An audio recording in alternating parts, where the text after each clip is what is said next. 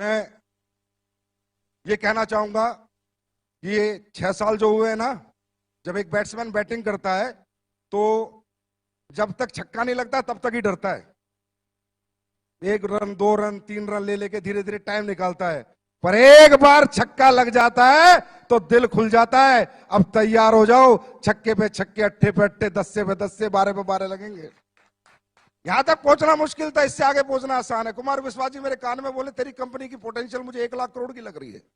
एक ऐसे प्रतिष्ठित व्यक्ति को लगी, आज वो मेरे लिए बहुत बड़ा कॉम्प्लीमेंट था। दोस्तों, कल क्या होगा क्या नहीं होगा, पर मैं ऐसे लोगों से बुलवाना चाहता हूं जो ऐसी प्रतिष्ठा रखते हैं कि डायरेक्ट सेलिंग करने वाले भी 1 लाख करोड़ की कंपनी बन सकती है और उसमें काम करने वाले 100 करोड़, 1000 करोड़ के लीडर बन सकते हैं। ये बात मैं हिंदुस्तान के हर प्रतिष्ठित आदमी से बुलवाना चाहता हूं, जिसमें आज एक व्यक्ति बोल के गया है।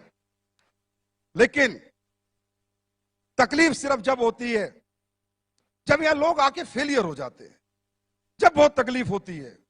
फेलियर होने के बहुत सारे कारण हैं, हम स्टेज के माध्यम से मैं सारे नहीं बता सकता आपको, क्योंकि फेलियर होता कौन है, डायरेक्ट सेलिंग करता कौन है, जिसको रियल जरूरत है। एसलीपीएस ज्वाइन कौन करता है, जिसको नीड है, जिसके परिवार में जरूरत है, जिसके सपने हैं, जिसके घर में तकलीफें हैं, प्रॉब्लम है। ऐसे middle class, lower middle class, ऐसे लोग इस इंडस्ट्री में आते हैं।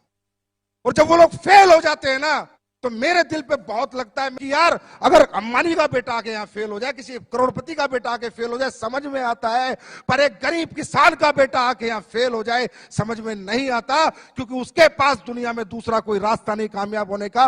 एक रास्ता जो परमपिता परमात्मा ने बनाया था वो उसको मिला, और वो अपनी बेवकूफियों के कारण या अपनी ना समझी के कारण या फेल हो जाता है दोस्तों। और ये जब फेलियर आता है ना, ये दिल पे लगता है, क्योंकि मुझे पता है कि हमें और आपको, हम मिडिल क्लास लोग हैं, इस इंडस्ट्री के सिवा हमारी पहचान, हमारा सम्मान, हमारा मान, हमें पैसा कोई नहीं कमवा सकता। सिर्फ एक बात कहना चाहूंगा मेरे दोस्त, बहुत मुश्किल से मिलती है ये इंडस्ट्री, बहुत किस्मत वालों को मिलती है इंडस्ट्री। हम कोई बीटेक, एमटेक, आईपीएस, आईएएस नहीं है मेरे भाई, हम मिडिल क्लास लोग हैं, लोअर मिडिल क्लास लोग हैं, गरीबों के बच्चे हम। हमने सबर साइकिल पे जिया है, हमने नॉर्मल स्कूल में पढ़ाई की, हमने नॉर्मल जिंदगी जी है। अगर हमें ये धंधा मिल गया तो पीछे मत हटना, डटे रहना, मैदान मत छोड़ना। 4 साल अपने अपलाइन का हाथ पकड़ लेना। शॉर्टकट में बताता हूं, जो सिखाता है सीखना, जो समझाता है समझना, खुद को जीरो समझना, अपलाइन को हीरो समझना।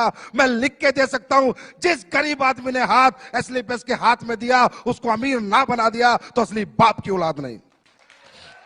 रिकॉर्ड करो, रिकॉर्ड, वर्ल्ड की नंबर 1 कंपनी ना बना दी, वर्ल्ड की नंबर 1, वर्ल्ड की नंबर 1। अपने बाप की औलाद नहीं है बेटा, मेरा बाप अपने बाप की औलाद नहीं, वर्ल्ड की नंबर 1, वर्ल्ड की नंबर 1, वर्ल्ड की नंबर 1, वर्ल्ड की नंबर 1 कंपनी बनाऊंगा। जमाल से कड़वाऊं, लेकिन यहां से कभी नहीं सोचा किसी का नुकसान कर दूं, प्रोडक्ट का रेट फालतू में बढ़ा दूं, प्लान में कुछ चेंज कर दूं, लोगों का खा जाऊं, लोगों का हजम कर जाऊं, कभी नहीं सोचा। हमेशा ये सोचा मैं ज्यादा कैसे दे सकता हूं, मैं और ज्यादा क्या कर सकता हूं। अभी पहला चेक नहीं आता था बिना केवाईसी के, मैंने सोचा यार पहला चेक जाना चाहिए। उसका पहला चेक नहीं होता, वो 1000 रुपए उसे करोड़ों में दिखते हैं। मैंने पहला चेक देना शुरू किया। कौन साला एमडी देता है? लोग ठीक होते हैं, दुआएं देते हैं, पैरों में पड़ जाते हैं। अरे गुरुजी मैं ठीक हो गया, मेरे औलाद हो गई, मैं बेऔलाद था, मेरे घुटने ठीक हो गए, मेरे ब्लड कैंसर में आराम हो गया, मेरी पैरालाइज ठीक हो गई। मैंने कंपनी बनाई थी पैसा कमाने के लिए, लेकिन लोगों ने मेरा सोच, मेरा दिमाग जो सोचता था वो सब गलत साबित कर दिया।